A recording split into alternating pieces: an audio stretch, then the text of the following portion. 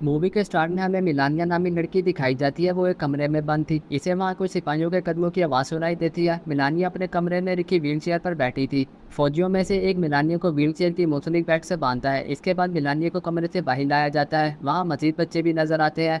फौजी वहाँ बच्चों को क्लासरूम में ले जा रहे थे। दरअसल ये आर्मी बेस था जहाँ ज़्यादातर फौजी थे।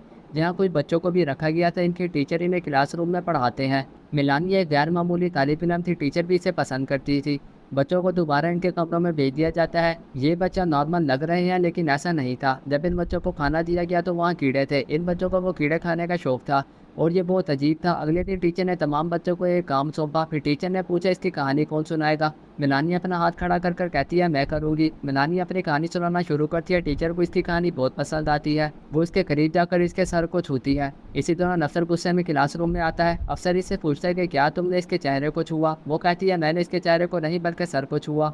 क्या आप जानते हैं कि ये कैसी धमकी है? मैं आपको एक चीज़ दिखाता हूँ। अफसर ने इसके हाथ पर करीम लगाई थी। अब इसने वो करीम अपने हाथ से हटा दी थी। वो बच्चे के आगे हाथ फैलाती है। इसके दांत पीस रहे थे। ऐसा लगता है जैसे वो भी अफसर को निशाना बनाएगा। इसके बाद क्लास के तमाम बच्चे इस तरह रद्द-ए-अमल ज़ाहिर करने लगते हैं। अफसर अपने हाथ पर दोबारा करीम लगाते हैं और बच्चों को दोबारा इनके कमरों में लाया जाता है। वो टीचर इसी रात इन बच्चों के कमरों से गुजर रही थी जहाँ इसने देखा कि मिलानिया को व्हीलचेयर के साथ बांध दिया गया है। किसी फौजी ने मिलानिया को नहीं खोला था। टीचर ने सिपाहियों को वहाँ बुलाया था लेकिन वहाँ कोई नहीं आता। टीचर खुद मिलानिया के कमरे में चली गई थी और वो इसे वहीं खोलने लगती है। मिलानिया अपनी इंसानी बूथ से कुछ अजीब महसूस कर रही थी जब टीचर इसे खोल रही थी। मिलानिया भी अपने आप पर काबू रखते हुए थी लेकिन बेसुध थी। वो कहती है टीचर परे हो जाओ, कमरे से बाहर निकलो, मैं नहीं चाहता कि तुम मेरे कमरे में रहो। ये कहकर वो अपने टीचर पर हमला कर देती है। टीचर जल्दी से कमरे से बाहर आती है और इसे ताला लगा देती है। टीचर इसकी करीम को इसके जिस्म और चेहरे पर मारना शुरू कर देती है और इसे निकालती है। लिहाजा मिलानिया इसके जिस्म को सूंघ नहीं सकती। आने वाले दिन अफसर भी मिलानिया के कमरे में आता है। आज वो इसे क्लासरूम में नहीं ले गया था, वो इसे बाहर ले जाता है। ये यहाँ देखा जाता है जब अफसर मिलानिया को बाहर लाता है। एक तरफ बाढ़ लगाई गई थी और इसके मुखालिफ तरफ अनगिनत ज़ोंबी थे। इनमें अंग्रेज मिलिट्री फोर्स इन ज़ोंबियों पर मुसलसल फायरिंग कर रही थी। दरहकीकत ये वो वक्त था जब पूरे शहर में एक बीमारी पैरास्टिकफिंक्स फैल चुकी थी। इनकी सोचने की सलाहियत इस बीमारी की वजह से ख़त्म हो गई थी। वो शख्स ज़ोंबी में बदल जाता है जिसे इन ज़ोंबियों ने काटा था। मिलानिया को एक लेबॉर्ट्री में लाया जाता है जहाँ वो एक जार की झलक देखती है जहाँ एक बच्चे का दिमाग बंद था। अब वो क्लास में गैर हाजिर रहता था। मिलानिया से समझती है कि ये बच्चा एक तजर्बे से गुजरा था जिसकी वजह से ये बच्चा इंतकाल कर गया है, इसलिए वो क्लास में नहीं आता। डॉक्टर मिलानिया को सोने का इंजेक्शन दे रहा था और मिलानिया अपने आवाज़ खो बैठती है। इससे पहले डॉक्टर ने इसके साथ कुछ किया। टीचर वहाँ पहुँच गया।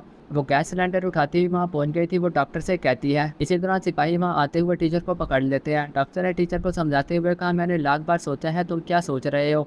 मैं एक वैक्सीन बनाना चाहता हूँ जो हर किसी की जान बचाएगी। तुम मेरी बात क्यों नहीं समझते? टीचर को बाहर ले जाया जाता है जहाँ ज़ोंबी अचानक हमला करते हैं। डॉक्टर के मुआविनीन में से एक को ज़ोंबी ने काट लिया था।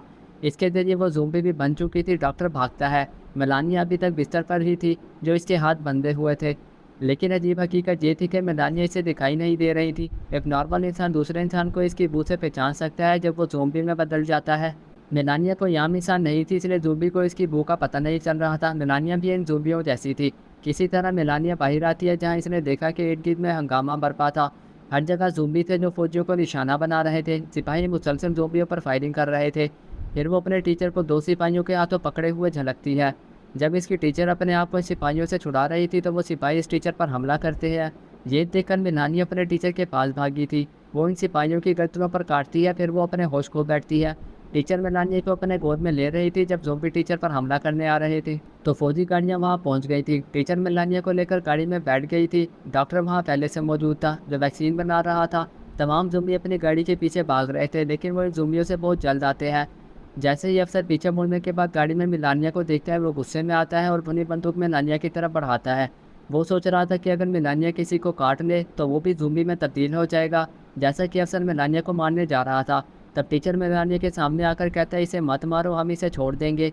फिर टीचर मिलानिया को अपनी गाड़ी से बाहर निकालती है। मिलानिया बैठी थी, फासले पर चलती है। डॉक्टर अफसर से कहता है मेरी बात सुनो, मैं मिलानिया के जरिए वैक्सीन बना सकती हूँ, हम ज़ोंबी के इन्फेक्शन का इलाज कर सकते हैं। इसके बाद अफसर दोबारा मिलानिया को पकड़ते और इसे चेयर से बांधकर गाड़ी पर बिठा देता है।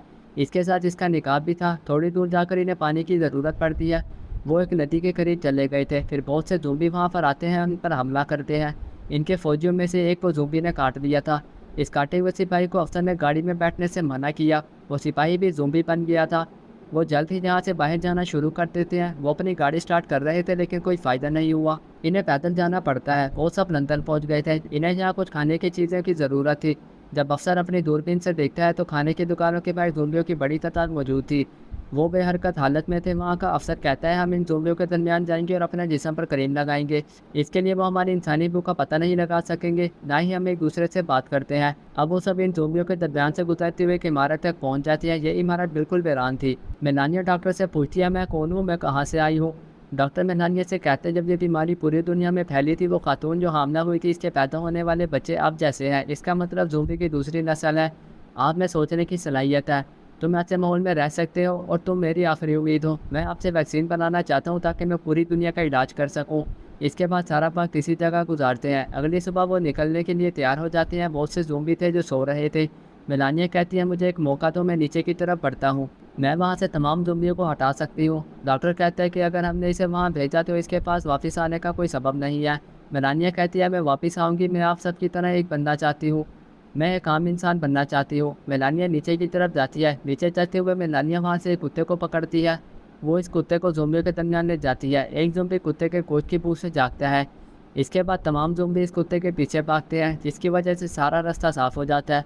फिर वो बाहर आते हैं। इन्हें वहाँ ज़ोंबी की बहुत सी लाशें मिलती हैं। इनके जिस्म से कुछ जड़ें उग रही थी कि इन्होंने पौधे की शक्ल इख्तियार कर ली थी। और डॉक्टर बताता है ये परजीवी फेस की लाइफ साइकिल का अगला मरहला है। बड़े साइज़ के बीज भी है जो हवा में घुस जाएंगे। नतीजे के तौर पर इससे जाहिर होता है कि ज़मीन पर कोई भी इंसान जिंदा नहीं रहेगा। इन्होंने यहाँ एक फ़ौजी तजर्बा का दरियाफ़्त की जो निज़ाम शमसी पर चलती थी। चनाचा वो सब इस तजर्बागाह में रहने लगे थे। इन सबको भूख लगी थी इसलिए इन सबको खाने का इंतज़ाम करना था। एक सिपाही कहता है कि अफसर के साथ कौन था, मैं खाने का इंतज़ाम करने जाता हूँ। और खाने का बंदोबस्त करने बाहर चला जाता है। मेलानिया कहती है मुझे भी खाने की ज़रूरत है, मुझे तुम सबकी खुशबू आ रही है। वो सबको कंट्रोल करती है। दरहकीकत इन बच्चों ने कभी किसी से बातचीत नहीं की थी। अब मेलानिया के टीचर इन तमाम बच्चों को पढ़ाई भी जैसा कि इसने मेलानिया के साथ किया था। तो इन बच्चों को बोलने पढ़ने और अपनी ज़िंदगी में रहने का तरीका हासिल हो सकता है। और यहीं पर इस मूवी का एंड हो जाता है।